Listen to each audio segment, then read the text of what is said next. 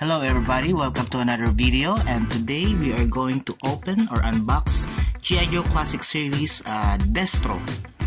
Okay, ito na yung isa kong matagal lang hinahunting na action figure. So, I got this box, this baby, this time sa Green Hills. So, bali, kasi sa mga hindi nakakilala sa akin, bali I work as a computer programmer. Work from home ako ever since, kahit mga last year pa before the pandemic. Pero nagwo-work ako ng once a week. Nagre-report ako once a week sa office namin sa San Juan. So very near doon sa San Juan, if of course yung sa Green Hills, yung bilihan ng mga action figure na mga toys, collectibles at iba't iba pa. So during nung nag-start ng pandemic, naging 100% na akong work from home. Pero this time, I think a week ago, sabi sa akin ng boss ko na mag-report na daw ako every Monday, once a week sa office namin sa San Juan. So sabi ko, okay, tama-tama, dadaan ako sa Green Hills para mag-hunting neto. And of course, etong napaka-rare na to ngayon. Ang hirap na makita na itong action figure na to kasi let me unbox na tayo. Start na tayo. So anyway, bali naghanap ako doon far and wide sa Green Hills na ko. So ang hirap makakita na to, and then sinuwerte ako sa isang store. Available pa ito kasi almost sa lahat ng store wala. Sa online ang hirap na rin. So kumbaga sa Lazada or Shopee, search ako ng search, as in wala na talaga to. So sa ngayon, sa mga stores sa Green Hills, nagpunta ako nung about kahapon, wala na talaga. And then luckily, yung isang store doon, meron silang available neto. Actually, dalawa pa nga eh. Yung isa, yung Destro Profit Manager something. So, Profit Director, yan. So, pero anyway, mas gusto ko tong classic sa kanya. Mas gusto ko tong classic kesa doon eh. So, I will explain it a little bit more. Pero for the meantime, eto muna. Unbox na natin siya. Okay. Etong box, actually, ang price nito is 2,000 siya. Pero, nakipagtawanan ako doon eh. At yung kagandahan sana sa Green Hills pwede kang humingi ng konting discount. Binigyan niya sa akin ng 1,800. Lalo na nung nalaman niya na taga dito ako sa Muson, so paras kami ng barangay, so binigyan niya ako ng konting discount na 200. So I was actually very surprised kasi kahit na 2K kukunin ko na talaga to. Pero of course gusto ko ng bargain to hassle. Kahit hindi ko sa kanya sinabi na ang hirap-hirap makita nito, very rare na to. So kasi pag sinabi ko sa kanya, baka hindi niya bigay yung discount eh. So anyway, unbox na natin to ngayon. Tanggalin natin muna to. Okay, so na-unbox na natin siya. Ito na. At this action figure comes with this tachi case that you can put on his hand. Buksan lang natin. Ano ba ito buksan? Ayoko, nahirap. Baka masira ako eh. Teka muna. Ayun, meron pala siyang lock dito. Dito. Ito pala yung pinaka-lock niya. Okay, so parang meron siya ditong money stash. And then you've got this parang laptop thing. Laptop, and then the Cobra logo. Oops, sorry. Laptop, then Cobra logo, and then parang LCD screen siya. Okay, and you have this golden gun. You have this golden gun. I think ilalagay sa kanyang holster here. Holster, tama ba? O yun, sakto. There. And then he has his main gun. He has this main gun with a scope, and then mahaba yung barrel niya. Okay. Now, so bali nailagay na pala natin yung kanyang yung gun with his attached case here. Ganda niyang forma niya, grabe. Okay. So before nga pala yan, tignan pala muna natin etong box niya, no? Hindi ko nakalimutan ko. I really like this box, yung art niya, which is titignan nyo, parang yung face niya talaga, ang ganda ng art. Yung mga ibang box kasi parang medyo may pagka-cartoony and parang comic book style, which is maganda rin naman, pero I like this much better katulad kay Roadblock na painting yung ano niya, yung sa side niya dito, and this is parang painting nga din to yung art style niya. So, pero this is number 3 ng series ng Wave 1. So, the same naman din etong art sa likod niya. And then all the bottom, pare-parehas naman din siya, number 3. So I really like the Cobra logo. Kahit dati pa, paborito ko na talaga yung Cobra logo na yan So anyway, i-remove muna natin itong box and tingnan natin itong actual action figure.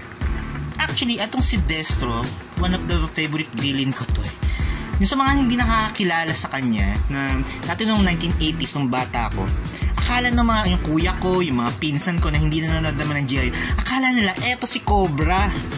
Sabi, di ba yan si Cobra? Sabi, hindi yan si Cobra, si Destro yan. Yan yung yung weapon supplier ng Cobra. So sino si Cobra? Cobra, isa na yung organization yun, yung terrorist organization. Lagi ko yun na-explain yun. Kahit ngayon sa asawa ko yun pa rin ina-explain ko na ang Cobra is a ruthless terrorist organization determined to rule the world. Naks, kompleto yan So ito siya. So ang ganda, ang pogi ni sige yan. So picturean muna natin siya.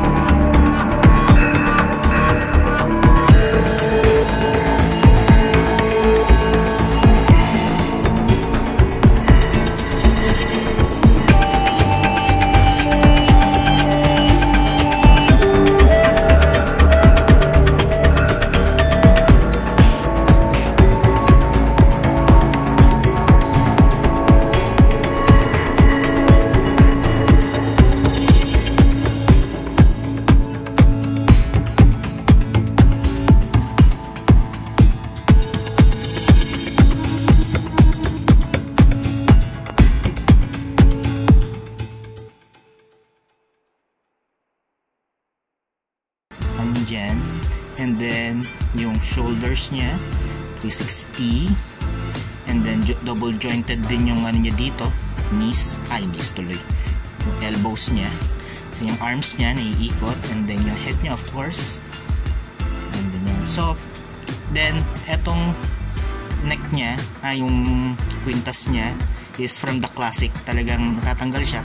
Pwede siya tatanggal. Tapos tanggalin niyo ng itong head niya. Kabit niya. Pero I don't want to do that. Tapos, kung sino man yung may gawa na itong nag-sculpt neto, very knowledgeable siya kay Destro. You know why? Kasi meron siyang rocket here. Small rocket. Kasi, naalala ko nun, merong isang episode ng G.I. Joe nun, dati back in the 80s. Meron siyang hidden nga lang yun hidden yung niya, yung rocket niya dyan, ginamit yun to escape.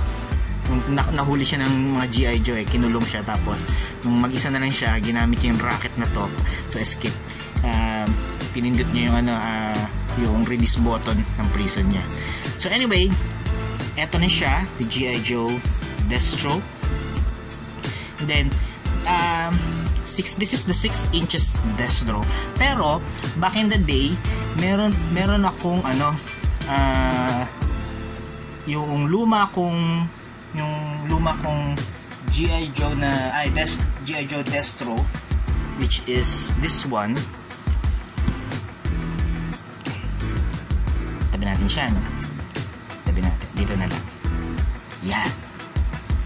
So this is the 3 inches. Ito yung kanyang hoverboard, luma kong hoverboard. Tapos actually tanggalin natin siya dito siya nakasakay so yan, so here, so yan, so nakasakay siya dyan, so lipat lang natin siya dito na konti. Yan. So bali eto yung aking old Destro Iron Grenadiers or Grenadiers. Please correct me if I'm wrong. Paano ang pronunciation yan? So, hindi ko sila panood yun. Meron bang episode ng Iron Grenadiers? Anyway, so, meron siyang hoverboard na to. Ito yung nabili kong Destro dati. Luma na. Super 90s pa siya. Lumang-luma na. Kung papansinin nyo, inamita ko na ng Mighty Band ito. Kasi, nasira na siya So, nasira na talaga siya. Talagang very wobbly na dati siya. Tapos nilagyan ko na ng super glue, naging super stiff naman na siya. So ayan. So super luma na niya. So i-compare natin here side by side. Ano masabi niya? So 3 inches. So meron mga sa Facebook page merong nag-ano sino mas gusto nyo from the 3 inches or the 3 inches classic or the 6 inches na yung current. Ito. I prefer this one, itong bigger one, kasi una-una, of course bago siya, at saka naman din classic look pa rin naman siya classic look, at the same time much bigger, much better, more articulation compared for this one, which is it's also I understand naman na pinipili pa rin nila ang classic because of nostalgia. Okay, so ganoon din ako, medyo nostalgic din ako, medyo madrama din kasi ako minsan so anyway, so eto kasi I don't know, mas gusto ko yung niya, yung details ng niya, mas gusto ko yung details ng etong 6 inches kesa sa 3 inches. Tsaka almost the same price naman din nagtingin kasi ko online, nagbebenta yung mga 3 inches na na 3 inches na collector, 3 inches na mga collector ng G.I. Joe, mas preferred nila ang 3 inches compared sa 6 inches.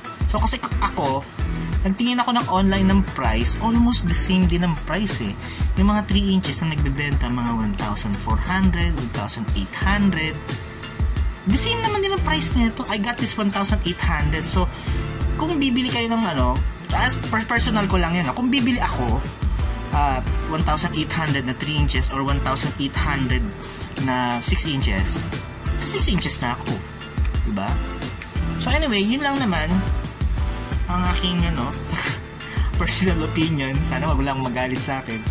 So, anyway, medyo mahaba na tong vlog ko. So, thank you very much for watching this video and see you next time. Bye-bye.